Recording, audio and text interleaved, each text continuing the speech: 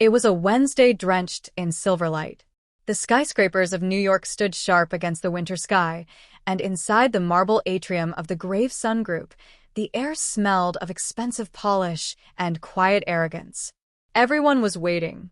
Board members, investors, advisors, all eyes on Edward Gravesun, the aging titan in a tailored navy suit, as he prepared for his favorite performance, public humiliation disguised as corporate discipline. Alma Rivera stood quietly by the edge of the room, clutching her mop like a relic from another life. Her uniform, a dull gray blue, clung to her thin frame. No one greeted her. No one knew her name. To them, she was just the cleaning woman, the invisible outline in their expensive world, another immigrant body with bent shoulders and no voice. Edward raised his glass of bourbon, smirking as he turned toward her. "Hey you, yeah, the help. Come here a second," he called, his voice loud enough to turn heads. Laughter stirred among the board. Alma stepped forward, eyes calm, jaw quiet. Edward held up a document thick with legal jargon. "Since you've been eavesdropping while you scrub our floors, why don't you put that brain to work? Translate this," he said, flipping to a page written entirely in Mandarin. "Let's see if that mouth of yours can do more than mumble, 'Yes, sir.'"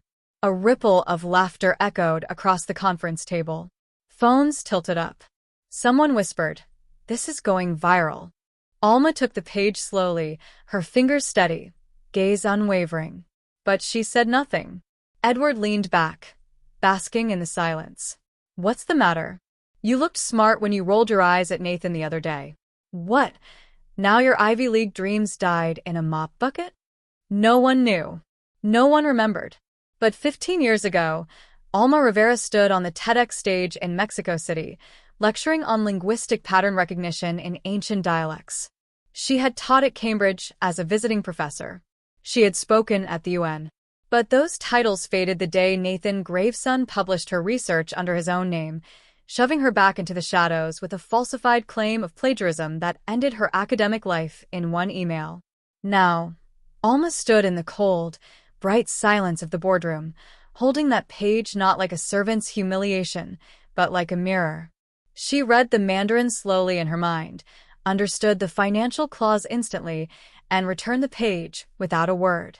Her silence wasn't ignorance. It was precision. It was defiance dressed in dignity. But Edward, seeing only the hush, chuckled. "Exactly what I thought. You people talk big, but fold when challenged. Don't worry. I hear McDonald's is hiring." She bowed her head slightly, just enough to hide the flicker in her eyes, then turned back to the mop and her corner of marble, invisible once more. They didn't know what they'd just done. They didn't know they had insulted the wrong woman again. They didn't know that she wasn't trying to survive anymore. She was already gathering kindling, and soon she would burn the building down with silence. 2 winters passed like ghosts. The city changed coats, but not its spine. The Grave Sun Group tower still shimmered above Manhattan, its windows like eyes that never blinked. No one remembered Alma Rivera, at least not in the way they remembered market shifts or quarterly earnings. She had vanished from their world as quietly as she'd entered, dismissed with a smirk and a mop still damp with humiliation. But humiliation had a memory, and memory, in Alma's hands, became a weapon honed sharper than any blade. Every night for 2 years, she painted what had been erased. On the peeling walls of her tiny apartment in Brooklyn, beneath the flickering light of a second-hand desk lamp, she recreated the blueprint of betrayal. One document at a time. One voice recording at a time. She had stolen nothing. She had simply remembered every detail, every word, every timestamp when corruption slipped through the cracks of corporate protocol. Because what they forgot was that janitors see everything. They are ghosts with keys. Shadows with access. She remembered the exact day Edward's son, Nathan, had doctored the data, his voice loud on a phone call he assumed no one overheard. She remembered how he laughed about moving illicit funds into shell companies disguised as disaster relief. She remembered which bin he threw the shredded documents into. She unshredded them, not with software, but with her hands, her patience, and a mind trained to reconstruct ancient languages from broken tablets. She remembered the whisper of a young assistant crying quietly in the supply closet. She waited for weeks before gently asking in the hallway, "Are you safe?" The girl handed her a flash drive. Said nothing. Alma never saw her again. Bit by bit, Alma rebuilt the crime scene. Not just with facts, but with rhythm. With the cadence of corruption that always thought it could hide behind jargon and legal armor. She mapped the financial trails like rivers. She connected anonymous emails to burner phones. She created a spiderweb, a digital tapestry of fraud and abuse, stretching back nearly a decade, woven with memory, precision, and wounds they thought had scabbed over. During the day, she worked at a different office, different uniform. Still silent. Still invisible. But her eyes now scanned for patterns. Her ears tuned for frequencies most ignored. Because justice doesn't always arrive with sirens. Sometimes it arrives with a whisper and waits. On cold Sunday mornings, she would walk past the old Gravesun building, coffee in hand, no longer looking up. Not in awe, not in fear, but with a stillness that held the weight of knowing. She no longer flinched when she saw Nathan Gravesun on the news, hailed as a philanthropic genius. She watched his press conferences with a calm that bordered on surgical, because she now knew where the bodies were buried, financially, legally, morally. And most of all, she knew how to resurrect them. Justice was not a courtroom. Not yet. It was a mosaic. It was memory reassembled into truth. It was 2 years of silence made into a single, devastating sound. And soon, that sound would be heard. By everyone. It happened on an ordinary Tuesday, as most extraordinary things do. The city was moody with spring rain, soft and hesitant, as if unsure whether to cleanse or mourn. Alma Rivera sat at a coffee shop in Midtown, not by design, but by exhaustion. Her shift had ended early, her body sore, her mind full. She was reviewing the latest thread she'd uncovered, a name connected to a paper company in the Caymans, when she noticed someone across from her spilling their espresso in frustration over a laptop that refused to cooperate. He was young, maybe late 20s, with the kind of face that hadn't been told, yet it would break someday. His suit was 2 years out of fashion, his fingers stained with ink. Not the kind from printers, real ink, the kind that clings to people who still believe in signing things by hand. He swore under his breath and shook his laptop gently, like someone trying to wake an old dog. Alma glanced once, then twice. And then she saw it. The corner of a file opened on his screen. A name. A name she knew too well. Nathan Gravesun. She stood slowly, her fingers wrapped around the paper cup until it crinkled. Approaching him wasn't calculation. It was instinct. She walked over and asked softly, "Excuse me, are you researching Nathan Gravesun?" The man looked up, startled. "Why?" She hesitated for half a second, then pulled out a flash drive. "Because I think you're missing the beginning of the story." He stared at her, wary, but something in her voice stopped him from brushing her off. It wasn't desperation, it was clarity. The kind of voice that had nothing left to prove and everything left to restore.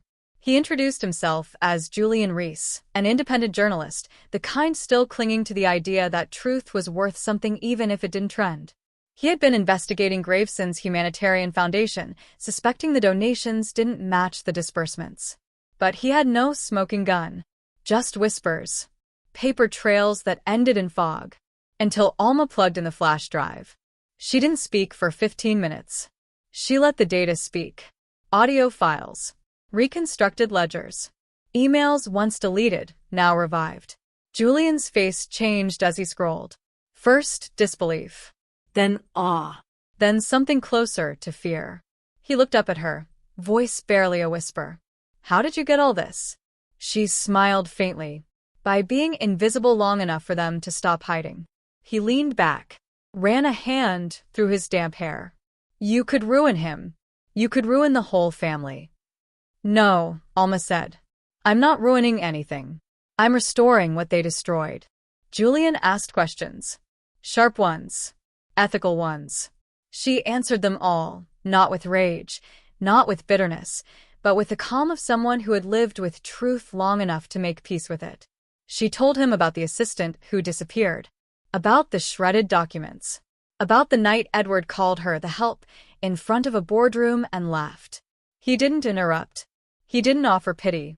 He simply listened. And that, to Alma, was everything. Because the first person to ever believe her had vanished under pressure. The second, the one sitting in front of her now, was different. He was not trying to be a hero. He was trying to be a witness. And sometimes, that was more dangerous. By the time the rain stopped, they had agreed on a plan. She would continue gathering what only she could. He would write what only he could. Slowly. Carefully. Not for a takedown headline, but for a reckoning that couldn't be dismissed as a conspiracy or a revenge fantasy. As she left the cafe, Alma looked up at the gray sky cracking open with sunlight. Not hope. Not yet. But the sense that maybe, finally, someone was listening. And that was how the fire began to speak. The ballroom at the Langford Hotel gleamed like a palace built on denial. Crystal chandeliers dripped with excess, and the floor shone with the kind of polish only money could buy.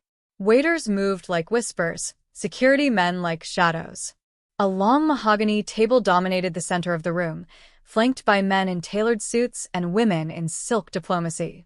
At the head of it all sat Nathan Graves' son, the crown prince of American philanthropy, ready to sign away $500 million to a newly launched humanitarian initiative bearing his father's name. He smiled as cameras clicked. His cufflinks bore the family crest. His speech was already written in gold. We believe in giving back. In healing where the world bleeds. In leading with heart. Outside the hotel, the city barely noticed. Inside, it was theater. But somewhere beneath the chandelier's light, Alma Rivera moved. No longer in uniform. No longer with a name tag. She was in plain black, anonymous among the catering staff, but with eyes sharper than any lens in the room. Beside her, Julian Reese held his breath. He was here not as press, but as witness. His camera wasn't for photos, it was for truth. They had waited 2 years for this moment. 2 years of mapping the lie to its final flourish. Because this signing, this grand gesture of benevolence, was the final scene in a script soaked in corruption. The money being donated had been rerouted from disaster relief funds, laundered through dummy charities, disguised as good intentions. Alma had the documents. Julian had the timing. All they needed now was the sound. And it came not from a microphone, but from the audio file Alma had tucked into a hidden speaker. It began just as Nathan's fingers touched the pen. First a pause, then a laugh. His laugh. Recorded 2 years ago. Loud, cocky, unmistakable. They'll never trace it back. We'll just slap a cause on it. People eat that stuff up. Every head turned. Silence fell so hard it cracked. Then a voice, his voice again, dripped from the speaker like poison. It's not theft if you write it off. It's not fraud if no one cares. Relax. My father taught me this game. A sonic boom. Not of volume, but of recognition. People froze. Eyes darted to the speaker, then to Nathan, who stood like a statue with a pen still hovering in midair. His face drained of color. The room didn't erupt, not yet. It inhaled. It recalculated. Journalists blinked. CEOs whispered. One of the charity board members stood up, so fast her chair clattered backwards. Security moved in slow confusion. They didn't know what threat to stop, because this wasn't violence. This was revelation. Alma stepped forward, calmly. She placed a manila envelope on the table. Inside, financial trails, offshore accounts, emails, ledgers, whistleblower testimony. Everything in sequence. Each piece authenticated. Unshakable. She looked Nathan in the eyes. Not with rage. Not with triumph. But with the devastating stillness of someone who'd waited long enough for the truth to breathe. This, she said quietly, is the beginning of your real story. Julian raised the small camera. No flashes. Just a red light. Recording. The kind of light that said, "We see you now." Nathan stammered. Denial fumbled from his lips. He reached for his lawyer, who turned pale as he flipped through the first page of the dossier. The silence thickened. The narrative, once choreographed like a ballet, unraveled in real time. It didn't take long. The board members began distancing themselves. The notary refused to proceed. Reporters whispered into their phones. And the investors, those who had come for the glow of a legacy, began to retreat, as if the walls themselves were toxic. But Alma didn't move. She watched the implosion without flinching. Not with glee, but with justice. The kind of justice that comes not from revenge, but from refusing to be erased. The pen never touched the paper. The $500 million remained unclaimed. But the cost that day was far greater. It wasn't just a contract that was broken. It was the illusion. And sometimes, all it takes to bring down an empire built on lies is a mop held by someone who refused to forget. The ballroom emptied like a punctured illusion.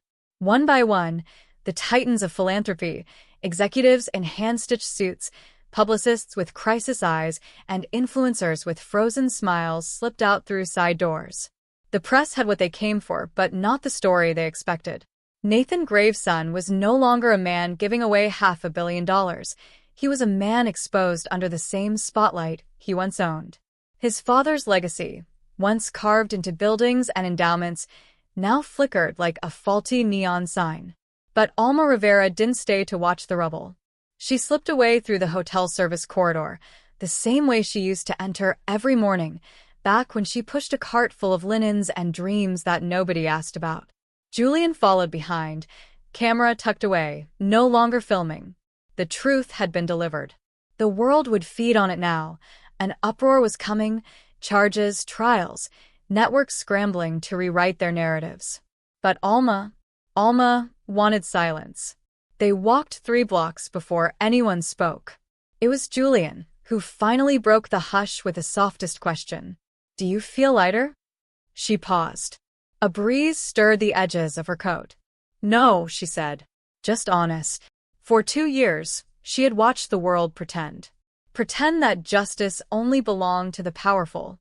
That stories like hers ended in mop buckets, not microphones. But today, she had broken something sacred to men like Graves' son, the belief that money could silence the past. That it could erase the janitor's face, scrub her memory clean, rewrite the abuse into philanthropy. But there are things money can never buy. It can't buy the night Alma's father died on a flooded floor because Nathan's company diverted safety funds to executive bonuses. It can't buy the shame she swallowed when she was blamed for speaking up. It can't buy back the years she walked with her head down in empty corridors, carrying truths heavier than any trash bag. And it sure as hell can't buy back today. She passed a bus stop where a man read the early news alerts on his phone.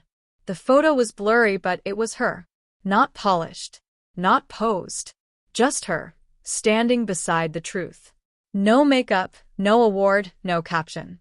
Just defiance and grace in the same breath. Julian offered her a ride. She declined.